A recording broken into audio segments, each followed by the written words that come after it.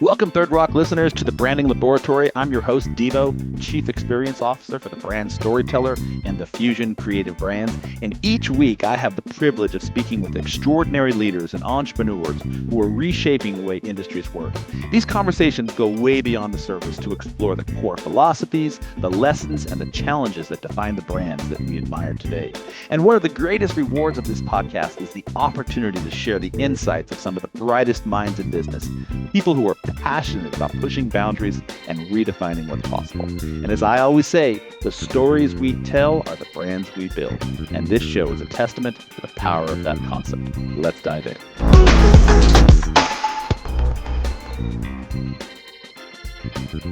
I'm thrilled to welcome Jon Ferrara, the CEO of Nimble Incorporated. He is a true pioneer in the world of CRM, which is where he first got started in the entrepreneurial world, specifically technology for small business areas. It sounds like he has a passion for helping solopreneurs, which is why we brought him onto the show, entrepreneurs and business owners grow by tapping into and harnessing the power of relationships, which if you've listened to the show any once or twice or 100 times, that's what we're all about, building connections and establishing relationships and the power of that. Jon, welcome. It's a pleasure to have you on the Branding Laboratory. Steve, I'm so excited to be here with you today. I really believe that our purpose on this planet is to grow our soul in the brief period of time that we're here. And I think the best way to grow your soul is by helping other people grow theirs. And by checking out your show and yourself, I can see that you're the kind of person that loves to blow wind in other people's sails. So I think we're going to have a lot of fun. Awesome. I love that. Grow your soul. I couldn't agree more. It's this whole idea that it got me into when I first got into entrepreneurship.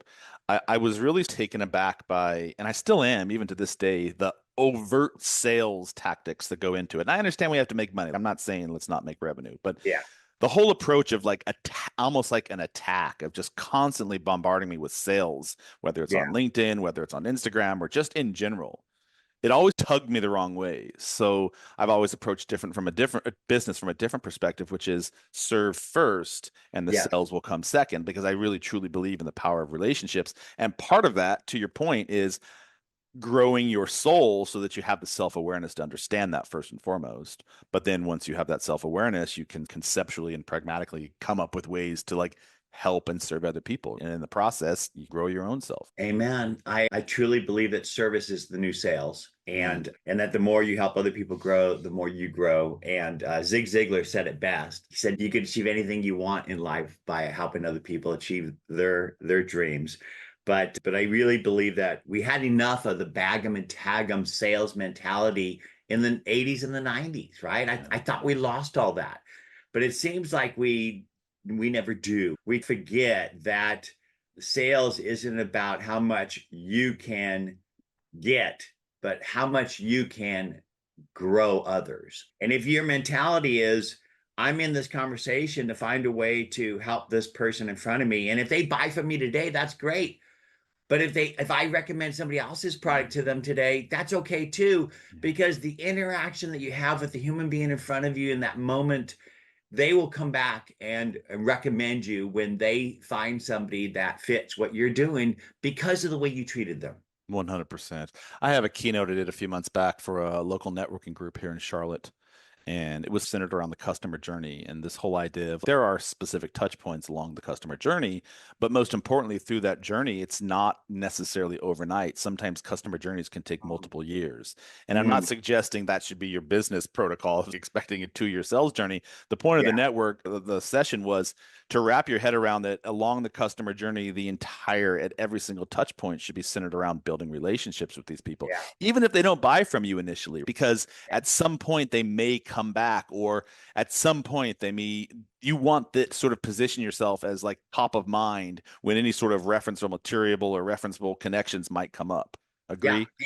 You want to become the trusted advisor of not only your prospects and customers, but of their advisors and influencers as well.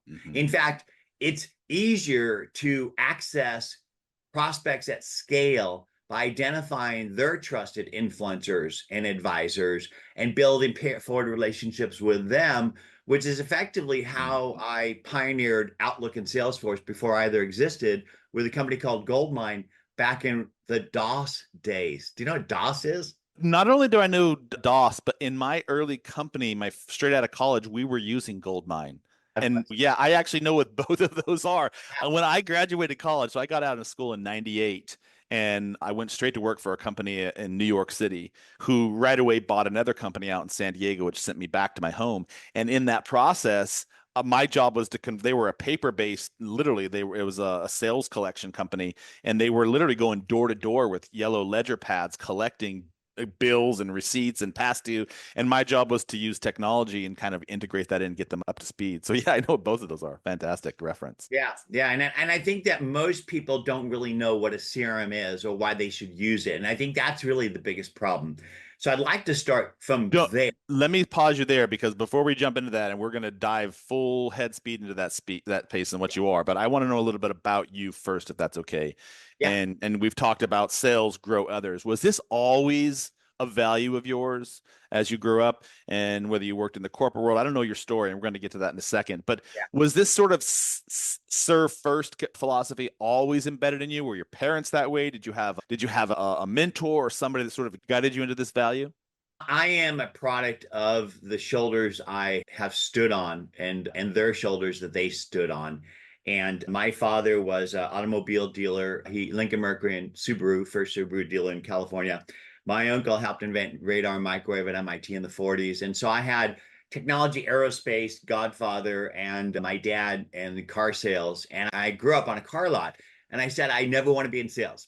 And I basically dissed my dad, which is what all teenage boys do in order to separate and get out of the house. I studied computer science and math, but to get through my degree, I paid for my way by working in a Computerland store where I learned about every single software program on the market and the whole journey of how technology is sold to corporations.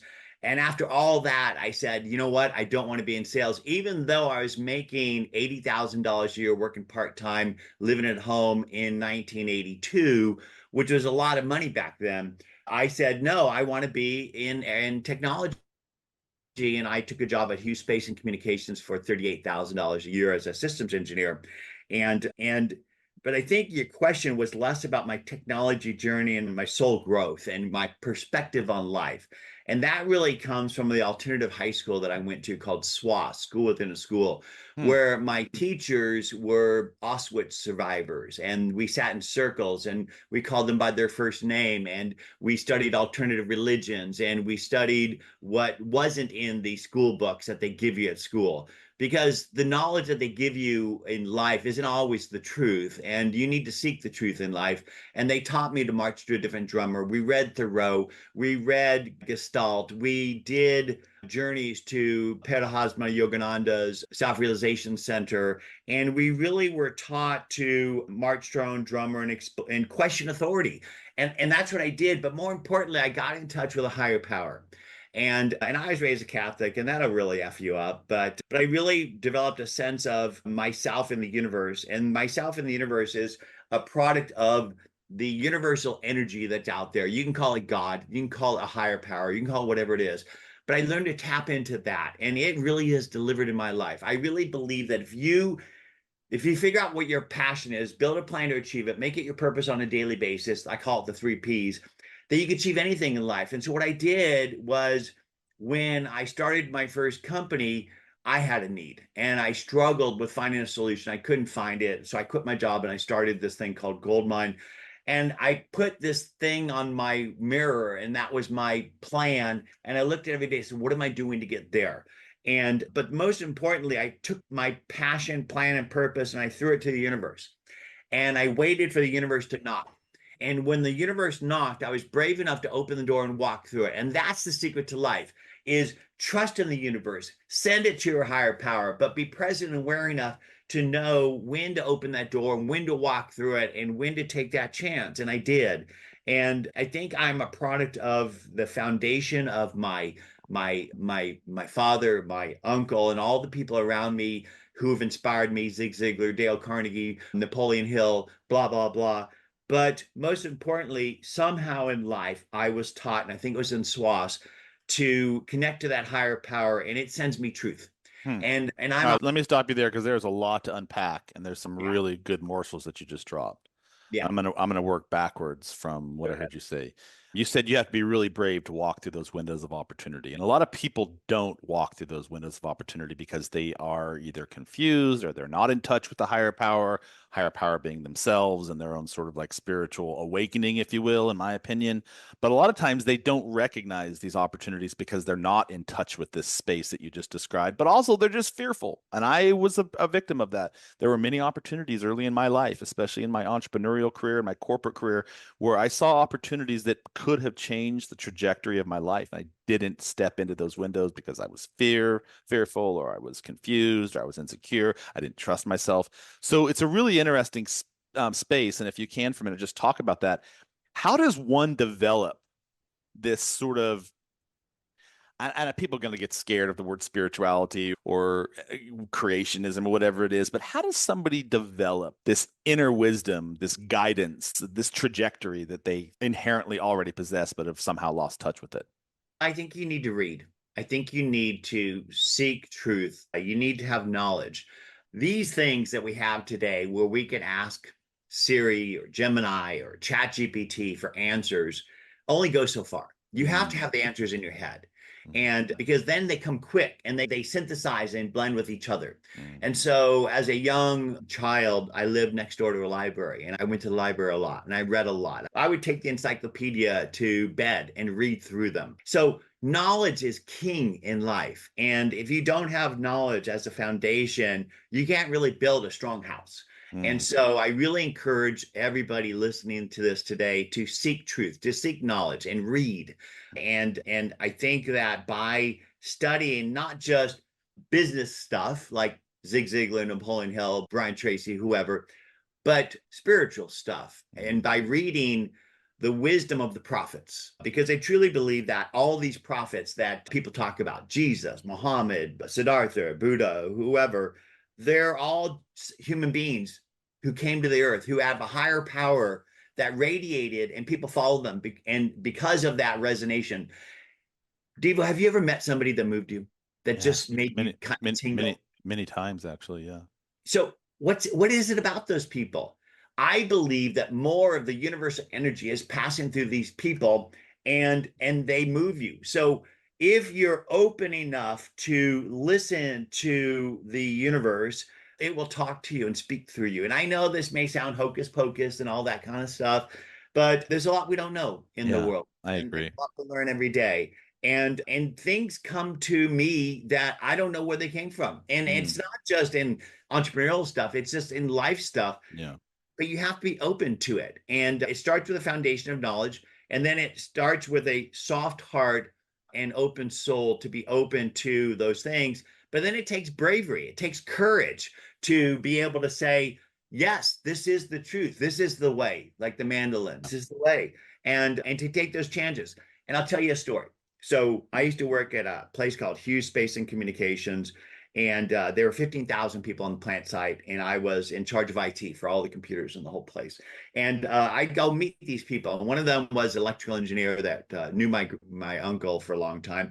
And he's telling me stories. I shoulda, coulda, woulda, John. I said, he shoulda, coulda, woulda, what? He said, I shoulda, coulda, woulda started TRW or Lytton or Rocketdyne, because all my friends, they started here at Hughes back in the day, and they all left and went and started these things.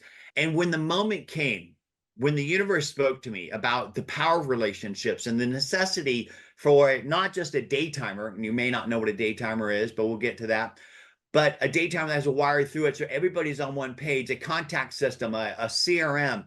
The universe spoke to me and said, this is needed. And I said, you know what? I never want to say shoulda, coulda, woulda. I quit my job on $5,000. We started Goldmine. We never took a dime of venture. We grew it to north of $100 million a year in revenue, which was real money back then. Sold it for cash, and I retired at 40. It's amazing. The shoulda, coulda, woulda paradigm exists for a lot of different people that I've met over my life. I want to talk about that energy piece because you asked me a question. I find that interesting. You asked me, had I ever met somebody who just rocked my soul? And I Yeah. always look at them. It is, I think it's an energy vibration, and call it Yeah. woo woo, call it whatever you want. No, it is. It But it's absolutely. all, yeah, it's almost as if they have more open portals in their body to receive this information. And Mm. then it's like a two-way portal to give it back out because you are literally drawn to them. And the best analogy I ever heard, and this can apply to friendships, this can apply to strangers, this can apply to romantic platitudes.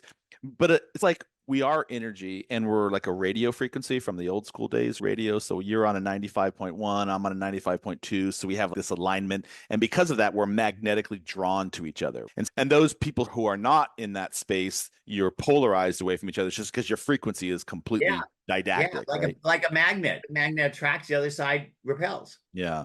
This passion, plan, and purpose, which sort of drove you to launch Goldmine and then retire at 44, this whole idea of around having, by the way, I love the technology integration with like science, tech, and sales. And I always, when you were describing that, by the way, it reminded me of like bringing science and tech into sales is like adding a compass to a ship. It's like the two Yeah. sort of just work hand in hand, and it doesn't change the journey per se, but it almost gives you that North Star, like you're always moving in the right direction. And never is that more applicable in today's industry. If you're not using technology in some way, shape, or form, whether it is your phone that you raised a few seconds ago, or understanding how to utilize Chat GPT in a capacity that doesn't become your biography, but using it for tools or social media, for example. You and I have connected on social media through a podcast. Where would I have had the opportunity to connect with you had I not started this podcast 5 years ago or be on social media? So when anybody tells me, oh, I just will never understand social media, I'm like, bitch slapping. I'm like, listen, man, like if you want to be relevant in today's industry, you have to be able to have some sort of a technology background and just be able to use it in an effective capacity. So anyhow, back to your origin story, because I'm fascinated by this piece. When you first started the company, you were obviously a much younger individual. You were much less mature and matriculated in your sort of knowledge about running a business. What were some of the early things that you did with your company that are still around today if you were running the company in the same capacity? I think one of the core things is the human part of entrepreneurship. You're not going to be able to do it on your own, no matter what you want to do. You need to build a tribe around you, and it starts with, if you are going to have one, a co-founder, right? So find somebody that is going to add to where you are weak, and your strengths add to their weaknesses. So it becomes symbiotic. But then when you bring people into your tribe, you want to make sure that there's a fit. And it starts with their soul. It starts with are they a good fit from a human perspective? Because Mm, you can always teach somebody technology and business, but you can't remake them as a human being. And so what I love doing is hiring liberal arts majors, because they know how to research, write, and communicate, and we could teach them business and technology. And so if they can research and write, but more importantly, if they're a good human being, and you can tell when you meet somebody, and it's about the vibrations. It really is. You can really tell by somebody if they're looking you in the eye and they're listening, and they communicate back to you in a way where you actually feel like they heard you and mm, understood and processed. So that's like the foundation that you build on, is the people around your business. And then beyond that, we started an apartment in Canoga Park in Los Angeles. And how do you scale contact management, CRM, market automation when people don't even know they need it? Now, back mm, then, they just built file record locking in network. So people didn't even have network business software, let alone a CRM. There was no Outlook. There was no tool that integrated email, contact, and calendar, let alone sales and market automation. So how do you teach people? How do you get them to buy something they don't know they need? So you go after the trusted advisor. So what I did is I built relationships with the person that sold them the network, and then I got them to use it, the network reseller, and people sell what they know and they know what they use, and they started to recommend it. And that's how we got to our first $100,000 a year, $100,000 a month in revenue. And the rest is history. But it's really about building a tribe. Your personal brand, your professional network is your net worth, and you should be working on that on a daily basis. And your company brand and is the same thing. And so you want to look at yourself and your business as a garden. And you mm. want to basically build a sustainable garden that attracts other people, things into the garden, that makes it self-sustaining. And my wife taught me this. She basically brought me in the garden and said, John, look at this monarch butterfly caterpillar. I said, what is a monarch butterfly caterpillar doing in our garden? And she said, I plant milk thistle to attract the monarch butterfly caterpillar so it eats the aphids, and it basically creates a self-sustaining thing. And it's more than just the butterflies and the moths, it's the birds and everything else around it. And so you got to think of yourself as a self-sustaining garden in your business. And so you want to be putting out content on a daily basis where you become the trusted advisor of your prospect, your customer, their influencers, where you're not trying to sell them something, but you're giving your knowledge away, where when they do need your products and services, they not only pick the phone and call you, but they drag their friends with them. And Yeah. these are some of the secrets that I learned in building Goldmine. And every one of those secrets is still applicable today in business, I would argue. There's a couple of things that really jumped out at me. That self-sustaining garden idea, and I don't know why my camera keeps freezing, so I'm gonna have to switch cameras. This is now 2 days in a row that this is doing this. Just give me 1 second. We're gonna have to switch out cameras. I don't know why this keeps happening. Just use camera 2 from here on out, and that happens again. Forgive me. So we'll cut that out, John. In terms of the self-sustaining garden, I have two things. I love the whole idea of the symbiosis around it because literally everything is connected. Literally everything is connected. Now, you and I are connected, and who knows where this may go at some point. Somebody may hear this show. Maybe you're touched by the conversation. Maybe I'm touched by the conversation. Who knows where the ripple effect of every connection comes from, right? Good Yeah. or bad. And there's a really cool show. If you've seen it, maybe you have, but if you haven't, please watch it. It's called Borealis. Have you ever seen this show? No, but isn't that an Man, astronomical thing? no, please look it up. It is phenomenal. It's about this group of scientists who spent, I want to say 20 years in the Borealis forest, which I believe is way at the top of Canada, like way on the northern part of Canada. And Yeah. they spent 10 or 20 years in this forest just living together and studying all of the interconnectivity between the entire forest, from the Yeah. ground moss to the mushrooms to the fungi, all the way Yeah. up to the trees to the fire that comes in seasonally, etc. And the data that they pulled together in terms of how the forest communicates with each other, and just to draw on your garden reference, is just mind blowing to me. Yeah. Yeah. Yeah. And to that, if a tree is suffering outside of on the edge of the forest and it needs more nutrients, the fungus knows Yeah. that and can transport the food to that tree. And the trees and the fungus are all working together to create a self-sustaining community. And you know what? That is what the universe is really about. It's about connecting with others and paying them forward. Really, 100%. honest. You Go referenced ahead. Zig Ziglar earlier in the conversation, and there's a quote from him, and I may butcher this because my memory gets choppy on quotes, but you Yeah. don't build a business, you build people, and then people build the business, something along those lines. I read that one time, and I should actually have that plastered somewhere because I think early on in my business, I was a solopreneur. And then I want to ask you about this question. As a solopreneur, when we first started to launch our businesses, and I was running a photography agency back in those days. I still do, but early in my days, I was trying to figure out how to become the best photographer. And I was very locked in my philosophies and how I ran a business. And I didn't really want to collaborate with other photographers. And I didn't really understand the value of making connections. And so I stayed in this like self-replicating silo for my first few years of my business because I thought I was like, it's competition. I grew up in the Western ideology of like, beat everybody, you're the number one, be the number one athlete, number one candidate, number one GPA, whatever. So I was like, okay, if I'm going to be an entrepreneur and I want to succeed, I have to operate that same way. And it wasn't until I met some people who had been in business much longer than me that I learned that I started going to these like retreats and workshops, and I started realizing the value in connecting with people, even in your own industry, and how that can ripple effect across all different areas and opportunities that you had never even considered before. And it sounds like you mastered that early on, which is amazing, first of all. But I want to go back to the first thing you said, which is that whole education piece. I Mm. love that you had this alternative education. And we were just talking about this on a conversation yesterday, how specifically in the Western world, the education system has dumbed us down so much now in taking us away from critical thought or spirituality or self-awareness or all the things that we truly need and motivate us as humans, connections.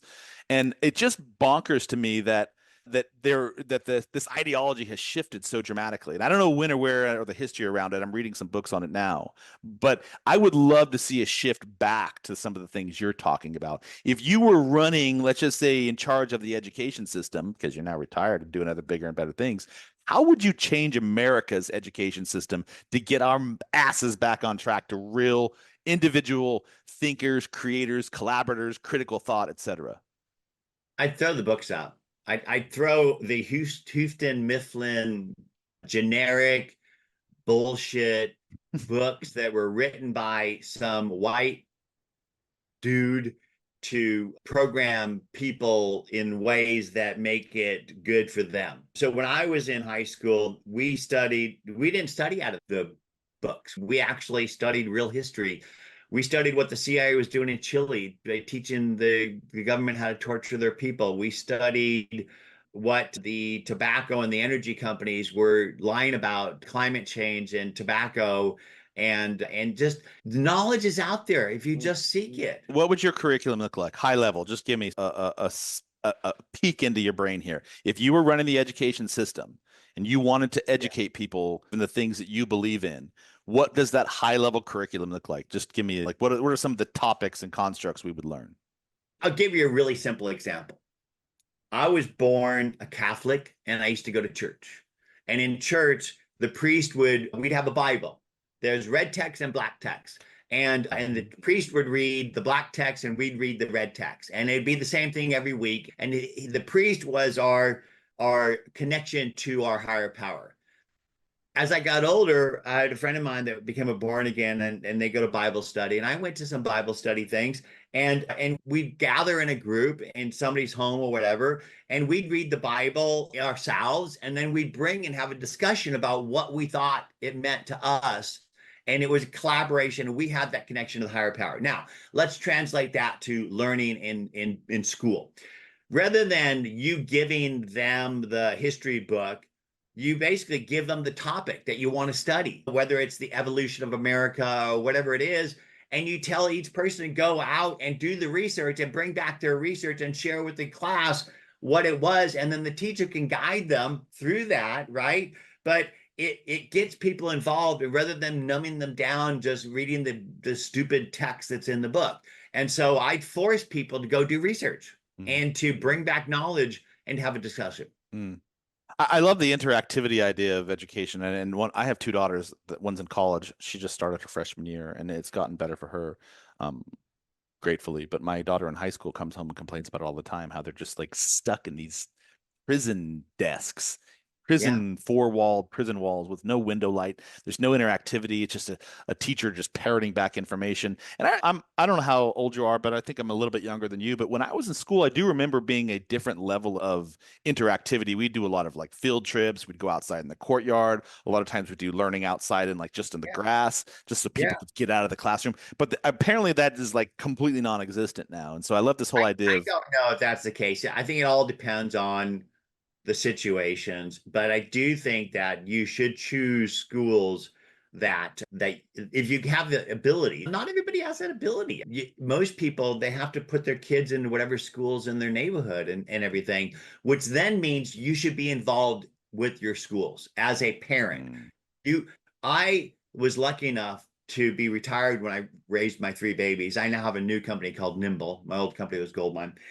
But I walked my kids to school. I read in the classroom. I contributed not just in grammar school, but actually throughout mm, high school and the rest of the things. And I think the more involved we are, the truly involved, we need to put these fucking things down, I don't right? disagree. It's like all I see. It's like less scroll time and more listen to Mhm. each other time. Yeah. And I think that's what's going to heal America is it's more listening. Being involved in your children's lives, especially early on, that is a critical aspect of my core philosophies, and I've had the same beliefs as you. But there's not a lot of people who have those luxuries or those freedoms because they're working in these prison jobs. And so what happens is we turn our children over to someone else to raise them, whether they're educators in the Yeah, classroom. What I'm suggesting is if the education system could be changed, you could, if the education system changes, we've talked about ripple effects, that will ultimately change the ripple effect through ultimately change the philosophies of the future leaders. And so if everybody thinks and believes like you do and I do, then ultimately at some point that's going to have a more of a grandstand effect on society globally. And so that's where I was going with that. In terms of you now, and you just launched your second business, and we're going to talk about that in a second, Nimble. But what are some of the routines and habits that you're currently doing now as you've launched this next business that might have changed what you did before, or maybe they haven't, that help you keep grounded, focused, able to navigate these industries you navigate? I truly believe that as I've gotten older, I've become more spiritually connected and reliant not just on my team that I have around me, our Nimble team, but the constituent, the community outside of that. And so we have built Nimble without spending a dime on advertising. We've built millions of dollars a year in revenue by building a tribe around us. And I did that with Goldmine, with network resellers. But in the Nimble world, there are really less network resellers. So I had to build this tribe of my prospects, influencers who were not technology resellers, but more advisors. So there's a world of advisors out there that surround the people that you want to sell to, whether they are sales advisors or trainers or marketing advisors, or back in the day, social media advisors who have become Bitcoin advisors, and we won't get into that. But you want to build this pay it forward relationships with the trusted advisors of your prospects. And that has been one of the key things that really helped us build Nimble. And they will then tell your story for you. I think one of the biggest mistakes people make in growing a business is they talk too much about their product and themselves. Mm-hmm. Stop talking about yourself or your products. Nobody cares. Yeah. People don't buy great products. They buy better versions of themselves. You need to start talking about how you can make other people great. And What problem do you solve, and what experience can you create for me? That's what I care as a buyer. Like, what's going to be the takeaway for me when I walk away? Am I going to think about, oh, that was just a really amazing personality? And maybe it was, maybe there's a connection there, but I want to know, how are you going to solve something for me? Why am I going to give you a resource exchange of my energy for your problem solving? And what's the experience I'm going to get from that? And then most importantly, once you've shifted your mindset from saying how great you are or your products are, and you teach other people how they could be great, then you want to tell stories and get other people to tell your stories, because it's more powerful when other people talk about you than when you talk about you, which gets me to the influencers in the tribe. And so what I did when we built Nimble is identified thought leaders in and around the areas of promise, our products and services, thought leaders in social sales and marketing, entrepreneurship, et cetera. And I reached out and built a connection with those people to turn them into advisors and friends of mine, and then got them to use our product and then give us feedback on it. And then eventually they fell in love with it and started telling other people about it. And we built this tribe of storytellers around us. And that's what's really helped fuel our company. So it's very similar to how we built Goldmine. But in the Goldmine days, it was technology resellers, because there was a lot of resellers that are out there doing that. Today, people buy from the cloud, they self-service themselves. But once they have their technology, they need other people to help guide them and consult with them on how to make this stuff work. And so there's consultants in all of these business aspects, sales, marketing, entrepreneurship, et cetera. And these are the tribe that we've built in order to scale our customer tribe, if you will. And that's some of the stories, some of the lessons I've learned in entrepreneurship and growing Goldmine versus Nimble.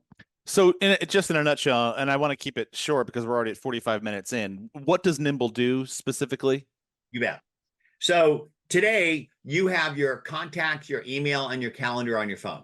Mm-hmm. They're three separate apps. Mm-hmm. So when you go to a contact record, you can't see what happened, who did it, what's going to happen, who's going to do it for yourself, let alone for your team. Mm-hmm. And so what Nimble does is it layers on top of your email productivity suite, Google or Microsoft, email, contact, and calendar, unifies them into a cohesive whole, a contact system for you and your company, enriches it with people and company data so you don't have to Google them, you Nimble them. And then it records every interaction that you and your team ever have on email and calendar. And then it lives where you live. Because the biggest problem with using CRM is lack of use, because you have to go to it to use it and you have to work for it. by typing data in and logging what you did. And what Nimble automatically does that, but then it lives where you live. You live in your inbox, you live in your LinkedIn, in your social. So we basically have a plug into your browser and in mobile that basically is like a nudge on your shoulder that whenever you're interacting with somebody, it goes, oh yeah, this is Deevo. You connected with them last time here and you promised you're going to do this there. And one of the biggest problems with people is they just don't do what they say they're going to do. And the reason is because they live on a piece of paper, right? And there's 225 million global businesses, less than 1% use a CRM because CRMs aren't built for relationships. They're built for management and control. So Nimble's roots is Goldmine, which is contact management. So Yeah, think of Goldmine and Nimble as a replacement for Outlook, if you will. got it. But on top of that, it has sales and marketing features that enable you to do what you need to do. So every single business has a website. Why do you have a website? You need to drive eyeballs to the website. Why? Okay, you want to capture those eyeballs and engage with them. How? Nimble has the ability to put a web form on your website, capture those leads, put them in your system, enrich those people company data, and then begin to nurture, market them, and lead score them, and then help you to engage with them. And these are all things you'd have to go out and buy, like HubSpot Sales, $500 a month for 5 sales reps. HubSpot Marketing, $10,000 a month for marketing. HubSpot CRM, they give it away for free, but guess what? It's not really free because you got to buy all the other stuff. All right, so let me stop. There's a lot. Sorry, I don't mean to interrupt, but Yeah. I just want to make sure I understand how this is working. So back in the day when we had Rolodexes, we would meet somebody and we'd write some information down on the card with their name and phone number, and we'd have that as a future frame of reference.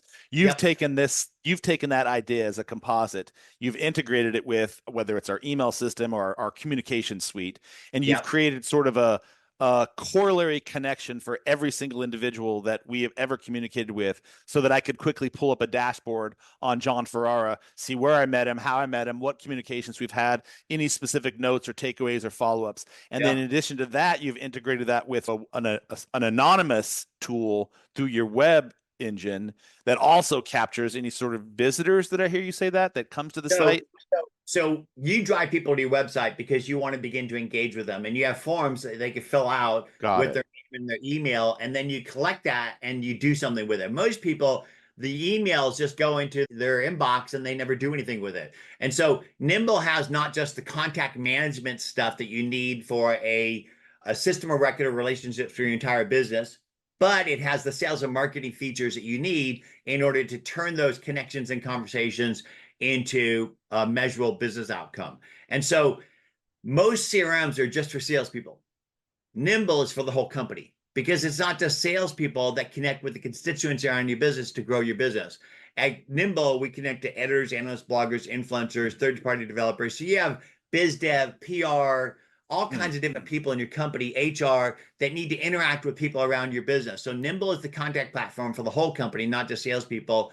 We have the sales and marketing features for your salespeople, but we also have process and workflow things for the non-sales related activities that today most people do in spreadsheets. I'll bet you today, Deevo, you still have spreadsheets that you use for business processes in your company. No, I do not. I'm fully embedded in the CRM solution. I actually use Go High Level as well as a software called Honeybook. So Cool. I think you'd be proud of me, but I got away from paper a long time ago. I do still, however, take paper notes during podcasts, so Yes, don't judge have to. me. But I also have my AI algorithm indexing all this information, and then I use that, which will plug into my CRM so that I have follow up with you. So I love all that. It sounds like contact management with purpose and context, which enables you to just create all these different ripple effects. But before we get off the show, there's a few things I really want to understand about you as an individual and sort of your philosophies and your leadership. Because for me, understanding how people operate at their core beliefs and philosophies really ultimately drives how they run their business. And I think it's really important to understand how people think and act and all those sorts of things. And so when you think about balancing being a leader with day-to-day demands of running a business, what's your approach to, and now it sounds like you've had teams in both of these businesses, Goldmine and Nimble. So I want to understand, how do you manage team motivation, team influence, team business, just keep everybody in the same space as your ultimate vision? Number one, you need to create a family. It needs to be a unit. There needs to be relationships. When the bullets start flying, which they inevitably do in a business, you need to have paid that forward relationship enough so that person's going to have your back. Mm. And so it starts with hiring the right people. And then it starts with fostering human relationships in the business. So we start our meetings with catching up. Mm. We rather than sitting around a conference table, we do walking meetings. I do a lot of one-on-one walking meetings, team walking meetings. We don't just run it all from the desk. But most importantly, it's really about building the human connection so that the business thing is a thing on top of it, but it can't just be all business. Mm. And so, and then we communicate regularly, but we don't have a lot of meetings where it just is just a lot of monotonous bull crap. Mm. In terms of looking back, and I don't know how many years you have left in your concept of running this business, because I know entrepreneurs get hungry and they want to try different things because they're so curious. When you look back at what you've done with Nimble, what do you think you'll be most proud of, and what do you hope people remember about the impacts that you've made? If you think of the word CRM, it stands for customer relationship management, but really it should stand for customer reporting management because most CRMs are about command and control, not about relationships. Mm. And the roots of Nimble are Goldmine, and Goldmine started out as a contact manager, which is about relationships, which is empowering the customer facing business team members to build better connections with the people around them, as opposed to Salesforce command and control, which is what did that salesperson do today? How many leads are they calling, or whatever it is that it is. So it's really about a tool for management. So I hope that people remember me as a person that really built and scaled tools that help people connect with others at scale for the purpose not to get more, but to give more. I love that. Because I really believe that our purpose on this planet is to grow our soul in the brief period of time that we're here.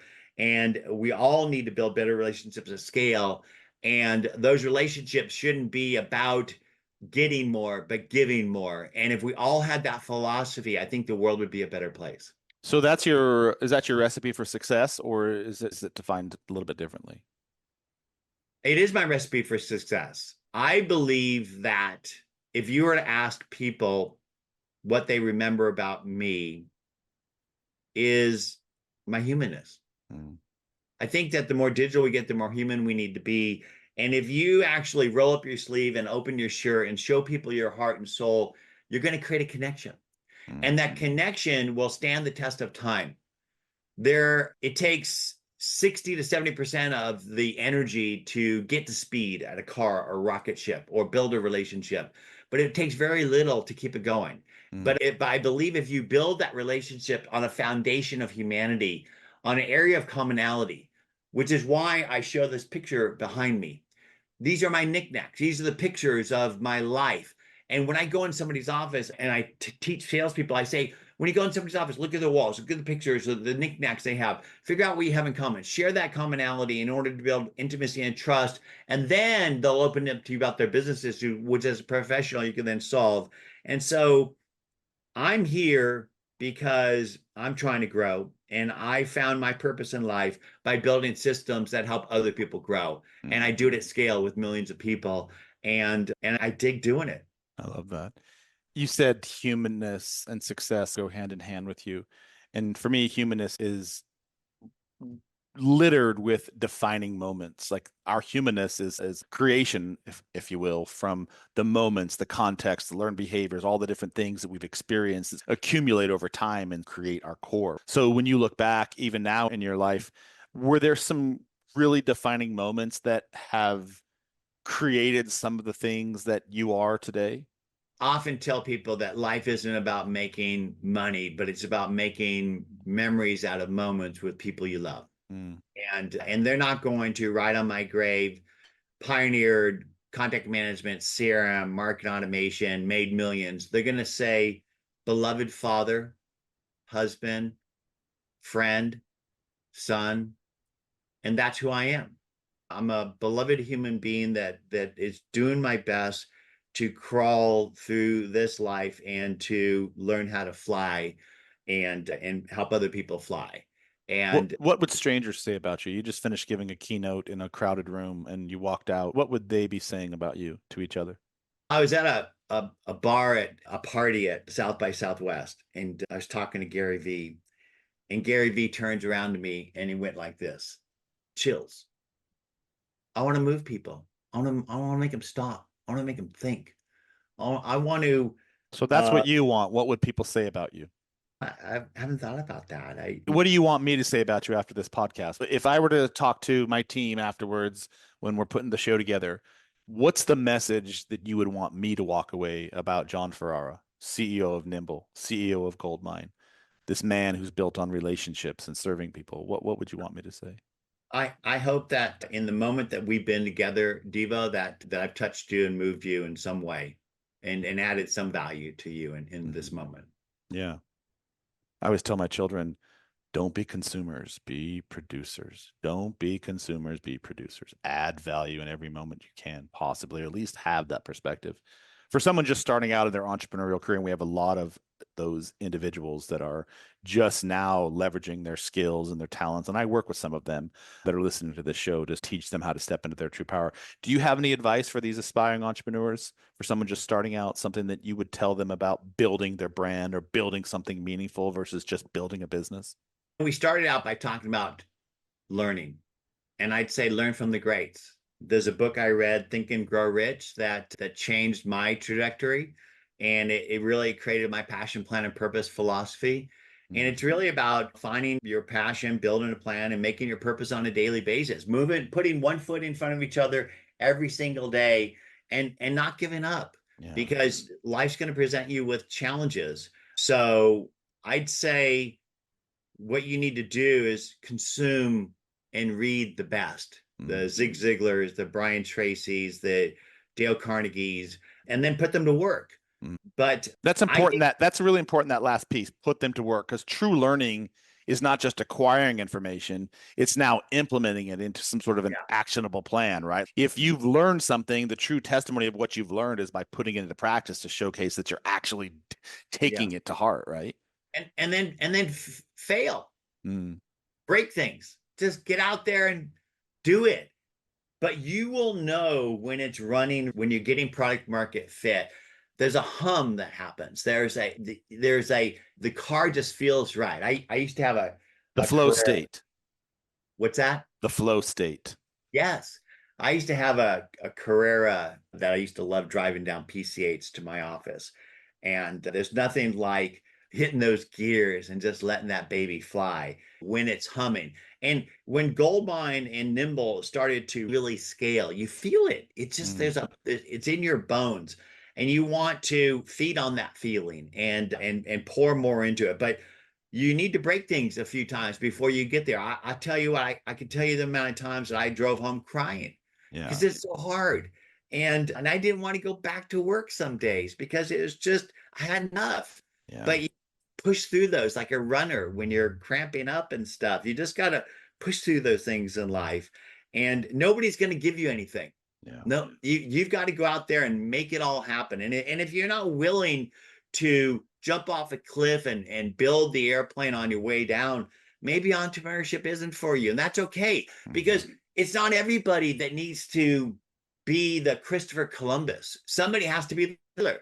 Somebody has to be the person that comes in afterwards and builds the towns. Lewis and Clark did all this pioneering stuff, but then there is the people that brought the wagons and they built the towns. So there's some people who are accountants, and there's some people that are entrepreneurs, and it's Yeah. okay, because we need everybody in order to build the village. For some people who are accountants and others are investors. It's interesting. Running a business changes you. I look back at I've been doing this now for almost 20 years. I look back at who I was as a human 20 years ago versus who I am today, and it changes you. And you've talked a lot about serving and being a human and all those things. But I asked this earlier and I didn't really get an answer out of you. What's a personal growth or personal philosophy that's really helped you become a better leader, a better man, a better husband, a better partner, a better father? Like anything that's like you is like at the core, this is what I believe in. I think it's I think the core thing that I go back to all the time is I'm here to grow in the brief period of time that I'm here.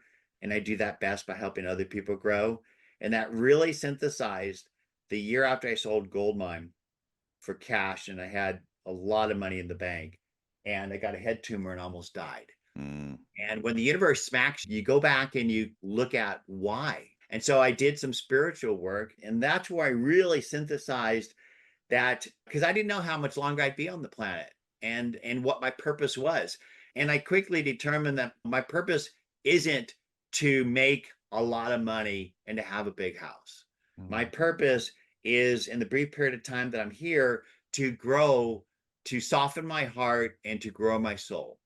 And the best way to do that is by being present with other human beings and listening to them and finding ways to blow wind in their sails, even if it means putting your phone down when you're at the register at the market and actually looking at that person in the eye and giving them your presence, even if it's just a smile in your eyes. It's amazing how much of an impact you can make on somebody's day just by doing a simple, thoughtful act like that as well. And you'll love this. I've actually tested this hypothesis because I truly believe that what you receive is just a reflection of what you're giving off. I don't Yeah. really know any better way to say that.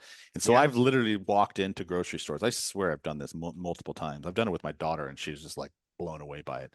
And I'll walk into a grocery store, and I'll be stoic. I'll be have a grumpy face on. I'll be standoffish. I won't necessarily be a dick, but I'll just really be short and terse. And then you can literally sit and watch the reaction that you receive from these people, like whether they're checking out your groceries or anyone else.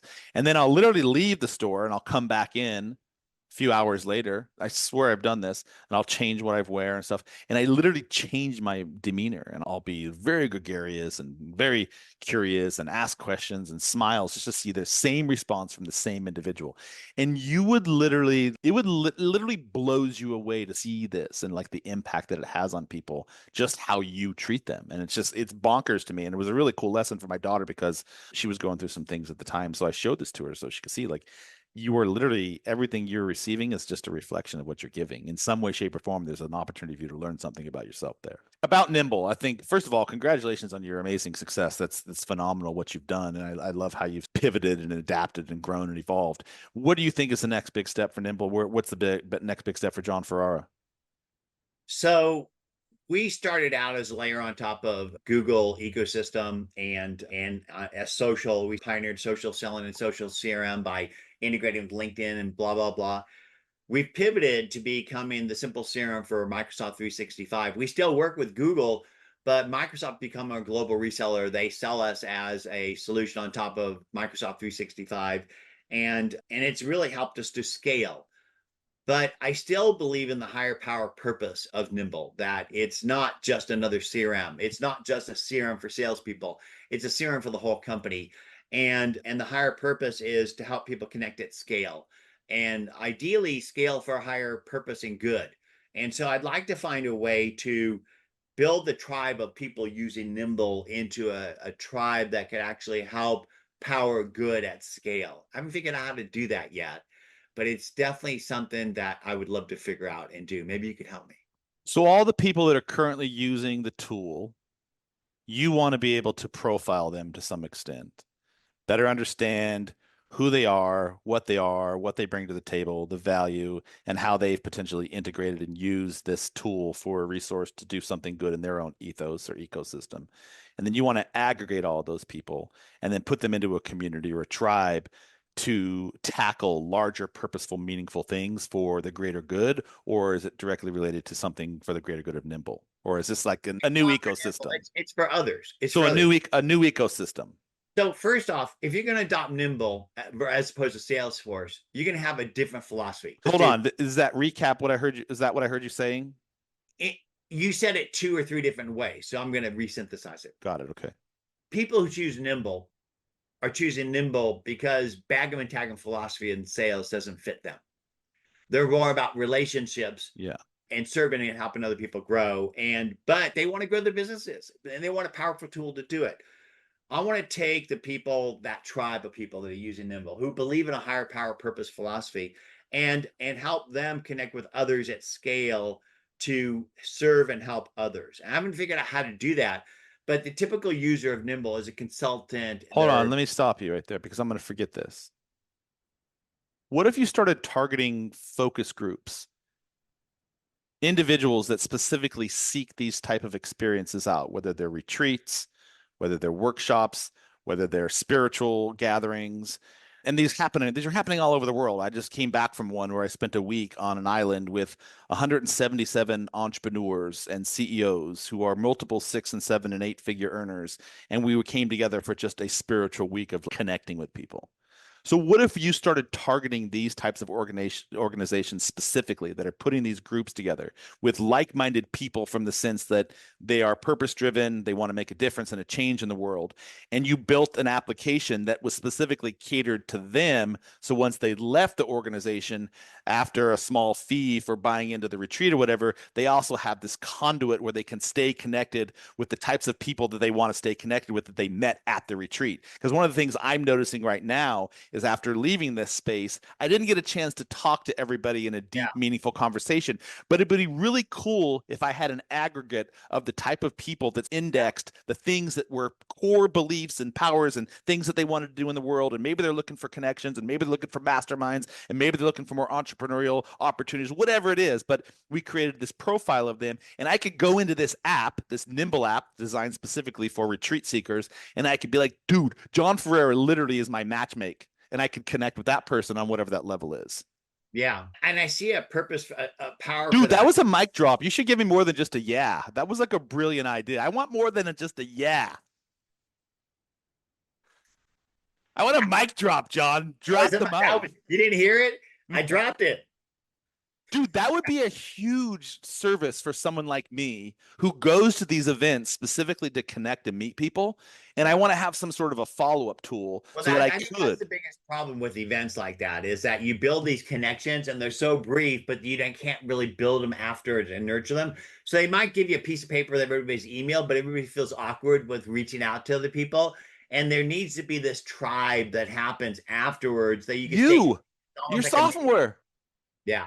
Your software, man. That's the solution. Now I have a conduit post show that I can connect with the people that I may have met softly, or people that I may have met deeply, but nonetheless, I can now take that and move it to the next level. I can now jump into the ripple. Yeah. Your app is going to be called. Is that you'd have to go and find one or more of those. First, you have to build it or modify Nimble to do that, because it's almost like a mini Facebook thing that you get for each of those tribes. So let's just say, Tony Robbins, right? He's a guy that brings in lots of people into a room and they do this fire walk and all that, and then they leave.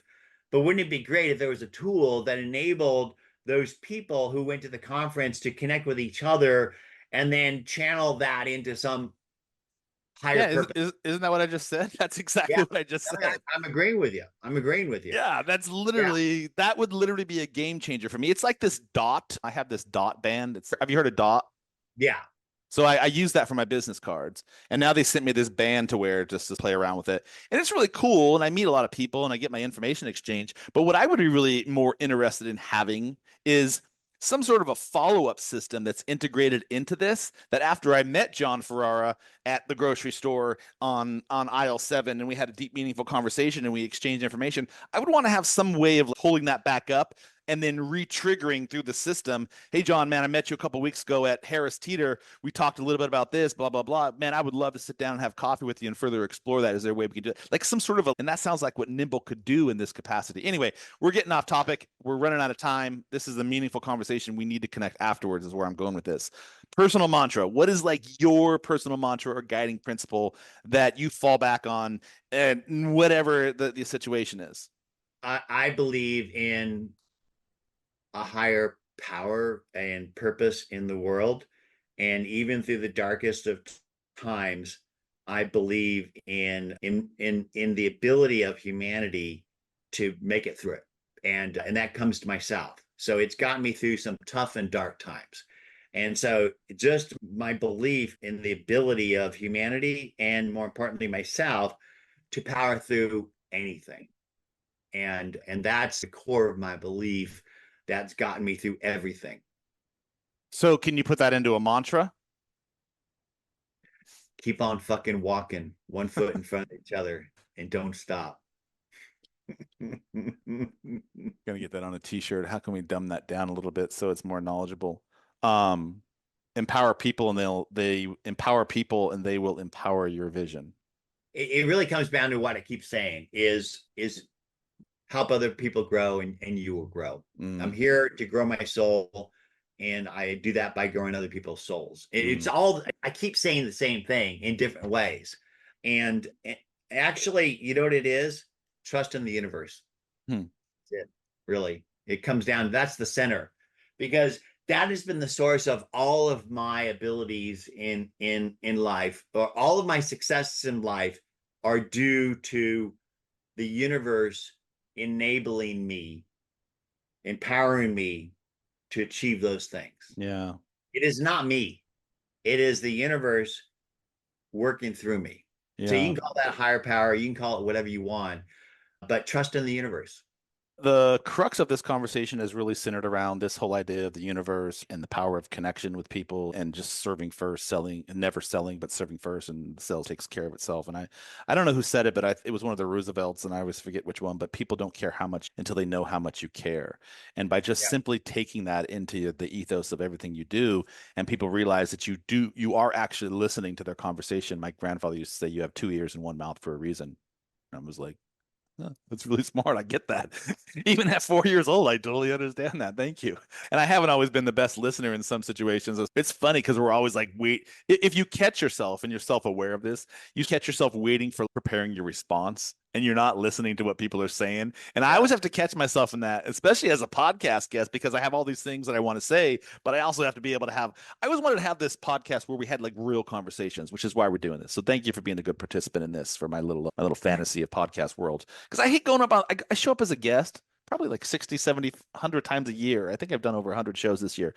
And I always walk away disappointed with some of these podcasts because this dude, we just literally dropped some serious knowledge there. Let's expand on that for a minute. And let's just not worry about the checklist like my therapist used to do. Oh, got that question out of the way, got that question. Oh, time's up. See you later.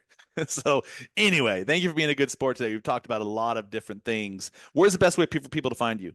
You can Google me. You'll see me on all the different channels. Connect with me on whatever channel makes the most sense for you, or reach out directly. My email is jon@nimble.com. Tell me what moved you in this conversation and how I might be able to serve you. Brilliant. If you had a magic wand, which I'm now giving you, and you could meet anyone in the world right now to help you continue this journey, who would it be? Is it a specific type of individual? Is it a specific individual? Tell me a little bit about that, and let's see if we can't use our power of our connections to put you in touch with someone. Yesterday, I was watching this video of the Dalai Lama. I met him And before have you met him? in New York City. I met him back in 1995-ish, 96. How cool. What was that like? Freaking amazing, man. Just to know that this was the Dalai Lama, and a really good friend of mine comes from a very wealthy family, and they were sponsoring his visit to Long Island and or Manhattan through their dojo. Like he was in, I forget what the martial arts what it was, but anyhow, they were sponsoring his visit, so I got the opportunity to like literally shake his hand and meet the guy. So it's just like that's our modern day Jesus. I don't know. He's definitely somebody who is connected to the universe at a higher level and channels energy in a positive way, which really gets the root of my philosophy and journey. And so I believe that I'm here because of my learnings of the giants that I've learned from.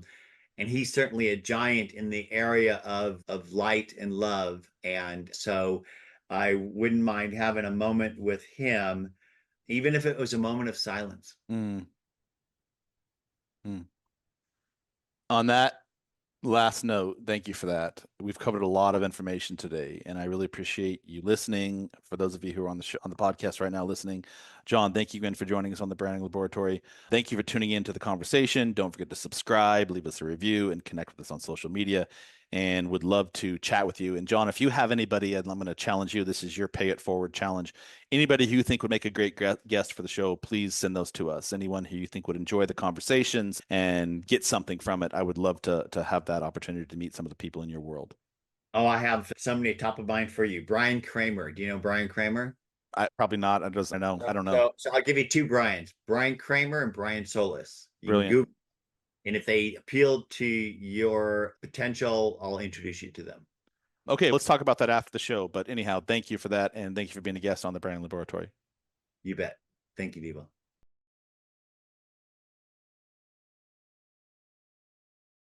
Thanks for tuning in to the Branding Laboratory. If you enjoyed today's episode, be sure to subscribe and leave a review. Connect with us on social media for more branding tips and insights. And remember, your story matters. Until next time, keep building and sharing your unique brand story.